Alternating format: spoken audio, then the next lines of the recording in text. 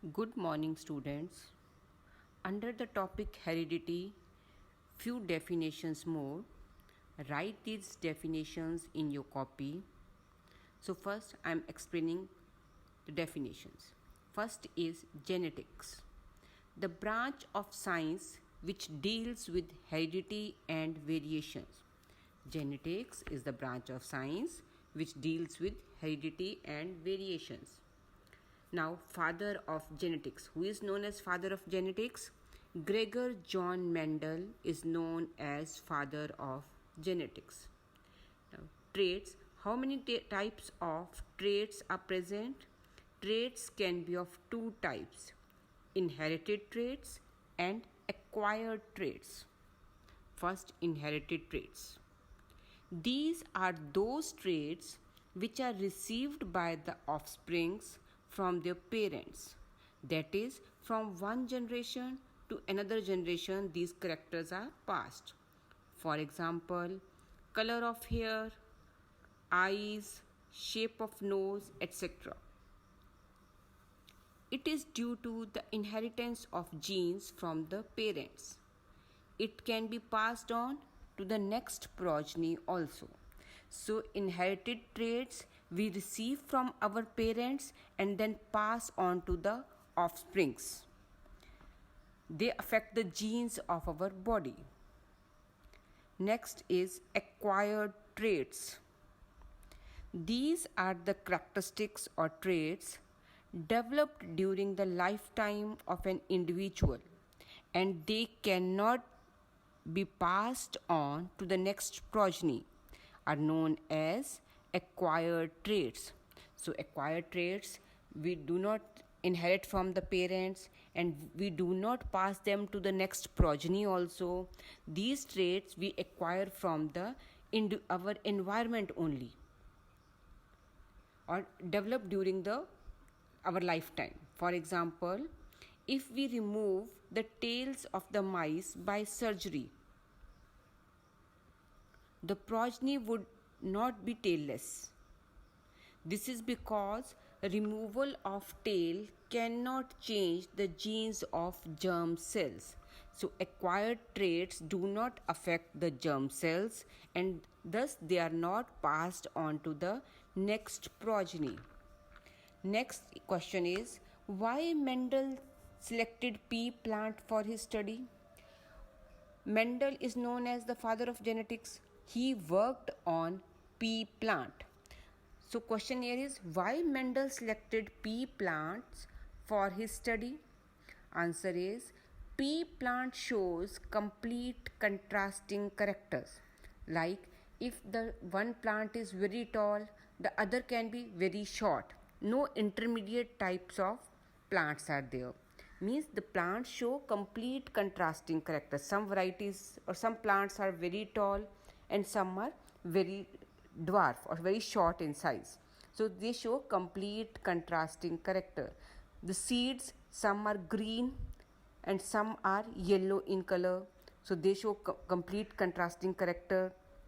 Some are round and some are wrinkled shaped seeds. That also is contrasting character. So Mendel selected 7 characters for his study, and all the 7 characters that he studied show complete contrasting character. So first point is, pea plant shows complete contrasting characters. Second, the life cycle of pea plant is short. So Mendel was able to study many generations of pea plant during his life period. P plant का life period जो है short है, ये life cycle short है, तो Mendel अपनी life time के दौरान कई जनरेशन्स उस पी प्लांट की स्टडी कर सका. So these are the main 2 reasons that is why Mendel selected pea plant for his study. Next is, what is Mendel's law of inheritance? Mendel gave 3 laws popularly known as laws of inheritance. They are law of dominance, law of segregation, and law of independent assortment. Detail is not in our course, so just remember the names at present. Next is, what was Mendel's observation about monohybrid or dihybrid cross? After studying monohybrid or dihybrid cross, so what is monohybrid cross? In which inheritance of one character is studied, and dihybrid, in which inheritance of two characters is studied simultaneously, and these characters are complete contrasting characters. So Mendel observed that when a cross is made between the contrasting pair of traits, only one of the trait appears in F1 generation. I will explain the monohybrid cross. In that you will see that in F1 generation only tall individuals appear. Cross between tall and dwarf plant. But in the first generation only tall plants appear in the F1 generation. Reason is because capital T is dominant. So that is why small t is unable to show its character. So in F1 generation all tall plants appear. So this is the first point, that only one of the trait appears in F1 generation. Second, the trait which appears in F1 generation is called the dominant trait, and the trait which fails to appear is known as recessive trait. In a monohybrid cross, which I will explain, in that tall plant is dominant, so that will appear only in F1 generation, and dwarf plant will not appear, that is recessive trait will not appear in F1 generation. Third point, recessive traits do fail to appear in F1 generation, but they appear in F2 generation. The F1, the like dwarfness, which fails to appear in F1 generation, but again in F2 generation they appear. Like in the ratio of F2 generation, phenotypic ratio is 3:1, 3 tall and 1 dwarf. That is 75% dominant character and 25% recessive character appears after F2 generation. In F1 generation, 100% dominant character appears. What is the genotypic ratio after F2 generation? The genotypic ratio is 1:1. That this monohybrid cross, now I will explain. Try to understand the cross and then again read this Mendel's observation. I hope this is clear. Now I am explaining the monohybrid cross. Mendel took two plants of contrasting nature. One was tall and other was dwarf. So he crossed the tall plant with the dwarf plant. Consider one plant as a male and other plant as female. At the time of gamete formation, first tall plant has the genotype TT because T is for the dominant trait. So capital T is the genotype of tall plant, and small t is the genotype of dwarf plant. At the time of gamete formation, the two alleles segregate. At the time of gamete formation, these two alleles segregate, both become separate. Similarly, in the dwarf case also, the two alleles segregate at the time of gamete formation.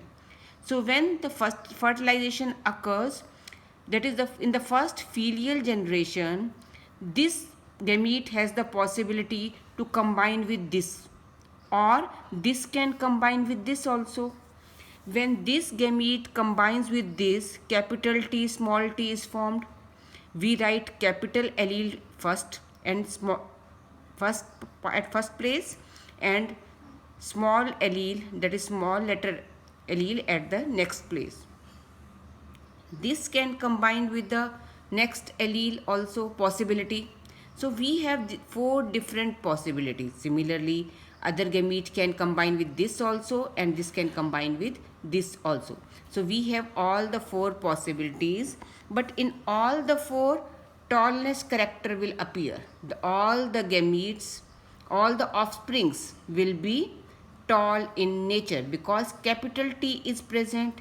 In the presence of capital T, small t is unable to express itself.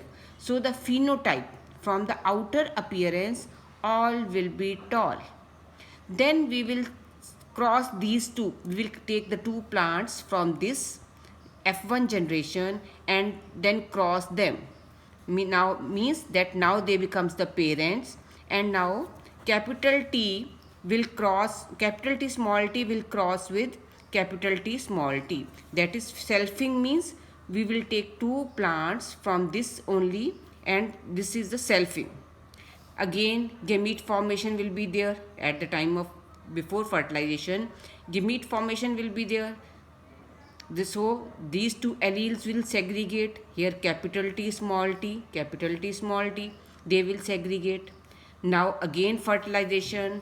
At the time of fertilization, when the F2 generation will be formed, this can combine with this, then capital T will be formed. This allele can combine with this also, capital T small t. Similarly, other possibility, this can combine with this, then capital T small t will be formed. We have written capital T first because we write capital T first and afterwards the small letter. Then this can combine with this also, small t small t. So these are the four different types of offsprings can be formed. So this will be tall, this will be tall, here this also will be tall because capital T is present, so all will be tall. Small t, this is dwarf. So the phenotypic ratio in this case was 3:1, 3 tall and 1 dwarf. What will be the phenotypic ratio? Phenotypic ratio is 3:1, that is 3 tall and 1 dwarf offspring can be produced. And what will be the genotypic ratio? Genotypic ratio is 1:1. How 1:1? Like capital T type, one offspring can be produced. One type. 2 capital T small t, these are of two type. Two offsprings of this type, and small t this type of. So genotypic ratio is 1:2:1 and phenotypic ratio is 3:1. This is when we are taking the homozygous condition. Homozygous condition means we are taking pure variety, capital T, both are of same alleles, same type alleles. The cross between homozygous of contrasting nature, then in the monohybrid cross, the phenotypic ratio is 3:1 and genotypic ratio is 1:1. I hope this is clear. Thank you.